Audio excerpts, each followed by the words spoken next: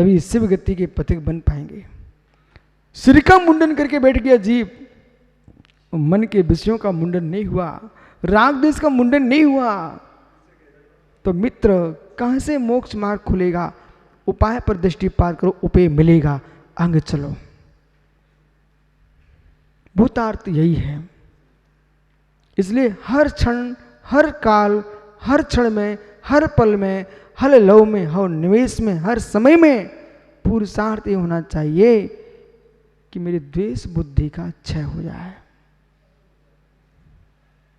द्वेष बुद्धि का क्षय हो जाए, राग बुद्धि के क्षय के साथ। अन्यथा एक बहुत गहरी बात बताऊं, अन्यथा हे मित्र, देह के परमाणु आपसे कहेंगे, देह के परमाणु आपसे कहेंगे, वे बोलते नहीं है फिर भी मैं उनकी तरफ से बोल रहा हूं। देह के परमाणु सारस्वत सागर जी क्या कहेंगे बेटा? वे ये कहेंगे, मैंने तुम्हारी क्या दुश्मनी की, हमने तुम्हारा क्या बिगाड़ा, मेरे से तुम्हारी क्या दुश्मनी थी, मुझे तुम शीत और गर्मी में पानी में भिगाते रहे, लेकिन अपने मन को नहीं संभाल पाए, अपने मन को नहीं संभाल पाए। हम तो आपको मिले थे 9 क्रम के रूप में, पर तुमने भाव क्रम नहीं सुधारे। हमने तुम्हारा पूरा सहयोग किया था, जहाँ जहाँ तुम लेने जाना था वहाँ तुमको लेके गया था, हमने तुम्हारा पूरा सहयोग किया, पर तुम्हारे भाव कर्मों ने तुमको निगोद में पटक दिया। ये मेरा दोष नहीं है, तुम्हारे भाव कर्मों का दोष है।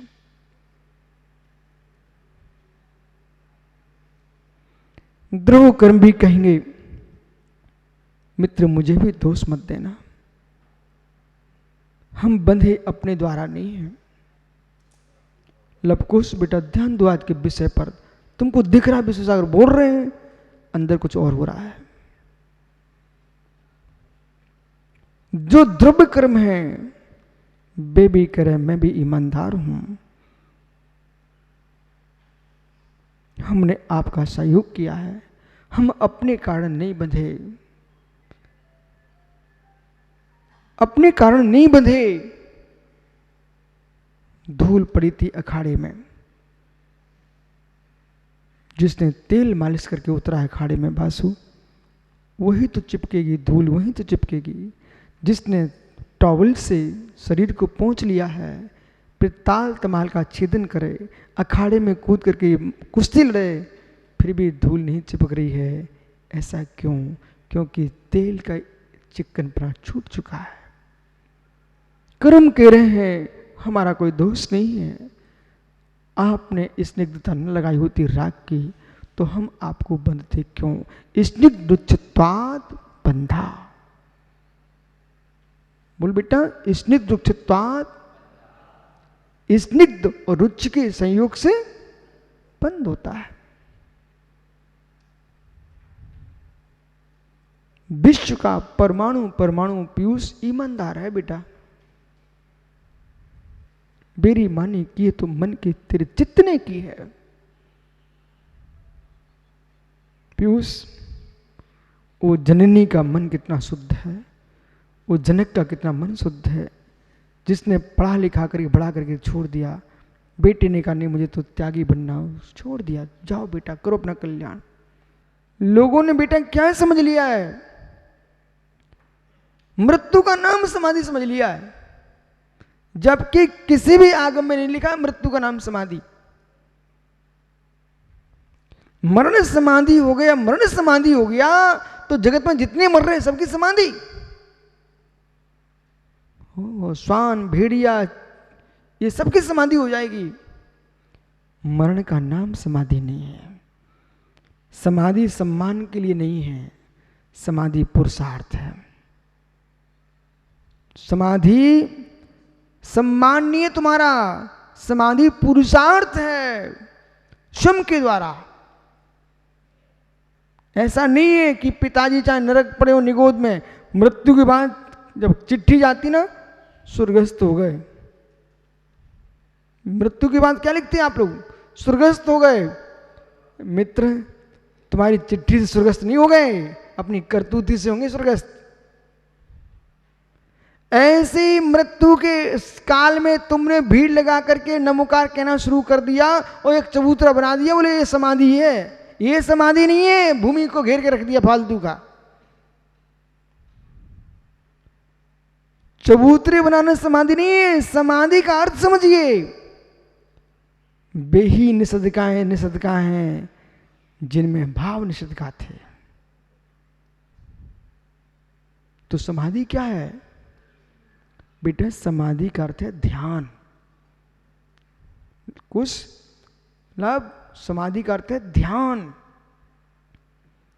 समाधि यानी ध्यान, समधि, प्राणी मात्र के प्रति नहीं, वस्तु मात्र के प्रति, मां सत्ता अवांतर सत्ता से बेटा जीव समत्व में लीन है। वो ऐसे ध्यान पूर्वक साम्य भाव से जीव के प्राणों का विसर्जन हुआ है, उसका नाम समाधि मरण है। वो समाधि कब से प्रारंभ होगी? आज से ही।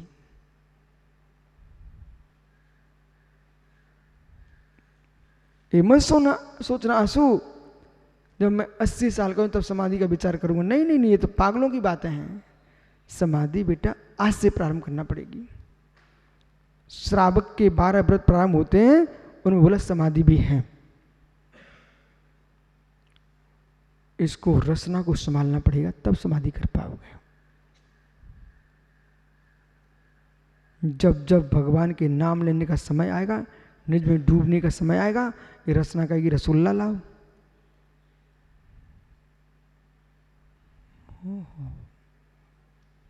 रचना कहेगी रसगुल्ला लेके आओ। बेटा जब जब रचना रसगुल्ला मांगे उस दिन तो देने का ही नहीं। जो जो खाने को मांगे बोला उस दिन उसको देना ही नहीं उसको। यदि वास्तव में समाधि का भाव है तो, अन्यथा जैसी लोगों की समाधि हो रही है वैसा तुम कर लेना। फिर स्वयं के द्वारा समाधि तभी होगी जब रचना पर नियंत्रण होगा और लोगों के ओन फोन उठा के फेंकना पड़ेंगे। दुनिया के ये नंबर लगे रहे हैं उन सबको उठाना पड़ेगा। बोले क्यों? ये मेरा समय नष्ट करते हैं। एक एक आयु कर्म का निषेध अर्घवान होगा। एक एक आयु कर्म का निषेध अर्घवान होगा, तब कहीं जीव समाधि की साधना कर पाएगा। अब यहां आप कह सकते हो, जिस जीव ने अंकुश एक एक समय अपना अर्घमान देख लिया है, अब बेटा तुम बहुत अच्छे से कह सकते हो। अब अच्छे से कह सकते हो, तिना थिर मुद्रा देख उपलग मृग खाज खुजावते।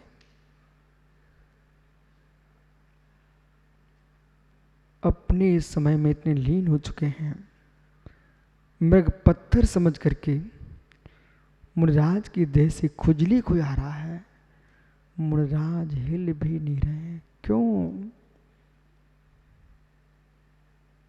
क्यों चक्रेश? क्यों? आत्मा स्वभावम परिभाव भिन्नम मा पूर्णमाद्यान विमुक्तमेकम विलीन संकल्प विकल्प जालम नित्य प्रकाश नित्य मुदयोतेति। ओहो, शुद्ध व्योतेति। अध्यात्म अमृत कलश में क्या कह रहे हैं मित्र?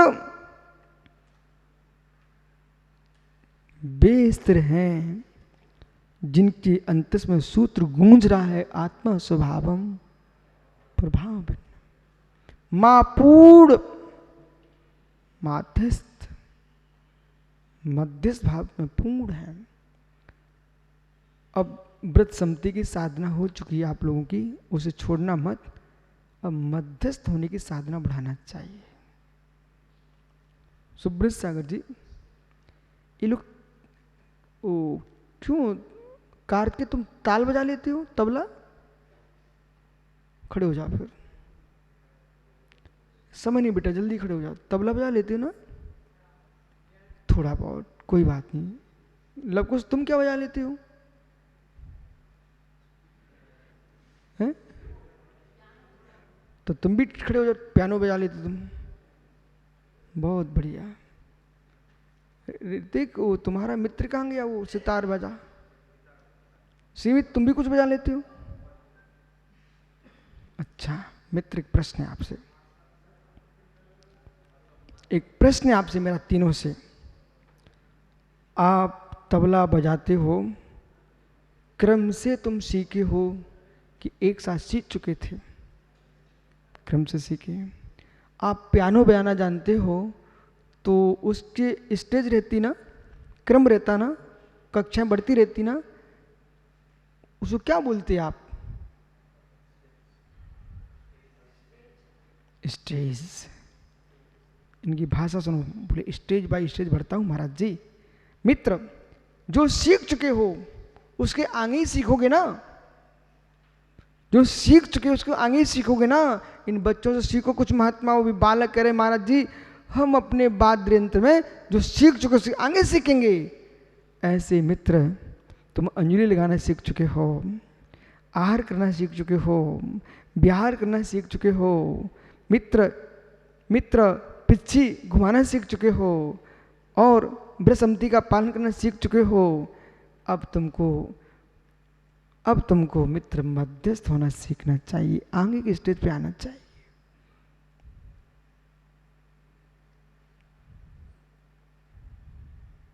ऐसा तो नहीं है करके वो तबले की तू मात्र नटबुड़ी कसता रहता है।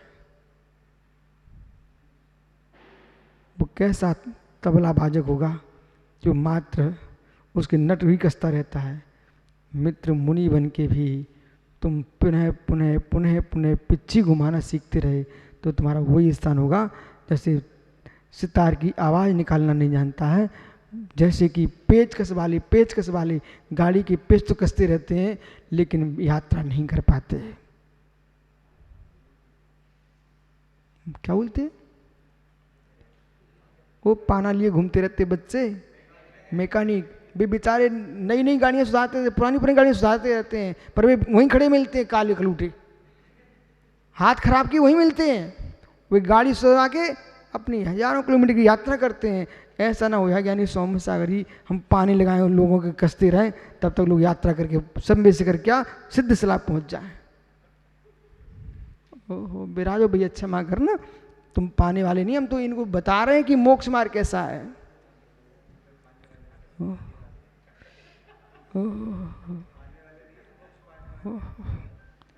इसलिए ज्ञानियों बोला, तत्व के निर्णय में ही आदमी को, तत्व के निर्णय में भी जीव को मित्र मित्र विनोद दिखता हो। अरे तत्व के निर्णय विनोद नहीं, शुद्धात्मा में कीड़ा करो। आइए, द्रौपदी गच्छति, ये व्याख्या भी मित्र द्रवणशीलता की है, गमनशीलता की है, क्योंकि हमारा जो द्रव्य आत्म द्रव्य है वो द्रवण करेगा, गमन करेगा, तभी तो सिद्धालय में पहुंचेगा। द्रौपदी गच्छति सामारूपेण स्वरूपेण, सामान रूप से स्वरूप से, प्राप्नोति व्याप्नोति व्याप्त होता है, तस्तान किसमें, तान क्रम बुभा सैभवा सद्भाव पर्यान, क्रम भावी सैभावी सद्भाव पर्यायों में प्रवेश करता है। स्वभाव विशेष नित्य अनुगतार्थ्य, सामान्य स्वरूप से व्याप्त होता है, कहाँ, द्रव्य में। इस प्रकार से अनुगतार्थ, अनुगत अर्थ वाली निरुक्ति में द्रव्य की व्याख्या को समझना। निरुक्त्या द्रव्य व्याख्यातम द्रव्यम च लक्षण भावाद्भ्या कथंचित भेदोपि वस्तुतः सत्तायाम अपृथक भूतमिति मंतव्यः। मंतव्यम, यहाँ विशिष्ट बात को कह रहे हैं। यद्यपि द्रव्यम च, द्रव्य का और सत्य दो विशेषण चल रहे हैं। जो लोग सत्य को द्रव्य से भिन्न नहीं मानते हैं उन्हें समझा रहे हैं सत्य द्रव्य से भिन्न नहीं है। तो भिन्न है तो कैसे? लक्ष्य लक्षण भावादिभ्या कथंचित भेदेपि, लक्ष्य लक्षण के भेद से कथंचित भेद होने पर भी वस्तुतः, वस्तुतः यानी यथार्थ में, वास्तव में, सत्तायम अपृथक भूतेपि मंतव्यम, जो सत्ता है वो द्रव्य से अपृथक भूत ही है, पृथक भूत नहीं है। ऐसा जानना चाहिए आपको, मंतव्यम मानना चाहिए, स्वीकार करना चाहिए। ततो यद पूर्व, जैसा पूर्व में, पूर्व मतलब 8वीं गाथा में जो समझाया था सत्व असत्यम, कथंचित सत्य है कथंचित असत है, सत्ता को सतपना असतपना, तो सत असत, त्रिलक्षणत्व अतिलक्षणत्व, त्रिलक्षणत्व और अतिलक्षणत्व, मेकत्व अनेकत्व, मेक रूपत्व अनेक रूपत्व, सर्व पदार्थ सर्व पदार्थों में स्थित और एक पदार्थ स्थित और एक पदार्थ में स्थित, विश्वरूपात मेक रूपा, विश्वरूप और एक रूप, अनंत पर्याय में एक पर्याय स्तंभ और अनंत पर्याय में और एक पर्याय में, विश्वरूप होने एक रूप होने पर, अनंत पर्यायपना होने पर भी एक पर्यायपना है। इस प्रकार से प्रतिपादित क्या है? वह है सत्तायात सर्वम तदार्थांतरभूतत्वम, जो सत्ता से सर्वथा अर्थांतरभूत अभिन्न भूत होने से जो द्रव्य अर्थांतरभूत द्रव्येषु द्रष्टव्यम, द्रव्य को देखना चाहिए, जानना चाहिए। ततो ना कस्पि तेषु सत्ता विशेष अवशेषतया सत्ता वस्तुनो द्रव्य पृथक भूतम व्यवस्थापेति। इसलिए कोई भी सत्ता विशेष जो है अशेष, विशेष अशेष शेष जो है वो भिन्न होके नहीं रहता है। सत्ता को वस्तुतः द्रव्य से अभिन्न ही स्वीकार करना चाहिए। सत्ता द्रव्य से पृथक स्थापित करें। सर्वथा सत्ता को द्रव्य से पृथक जो स्वीकार कर रहा है वो ठीक नहीं है। सर्वथा रूप से सत्ता द्रव्य से पृथक नहीं है। द्रव्य और सत्य दोनों अधिकरण की दृष्टि से एकत्वभूत हैं। यदि सत्ता सत्य और पदार्थ यानी द्रव्य भिन्न हो गए तो ना सत्य बचेगा और ना द्रव्य बचेगा, दोनों का ही अभाव हो जाएगा। इस प्रकार से समझना। शेष आगे विचार करेंगे। आपका समय हो गया, कल फिर आओगे, यानी पर्याय तो पुनः चर्चा करूंगा। आचार्य जयसेन स्वामी की सरल टीका आगे पढ़ेंगे। आत्मा शुभावम परिभाव भिन्नम, आत्मा का शुभाव परिभाषण भिन्न महावीर स्वामी की।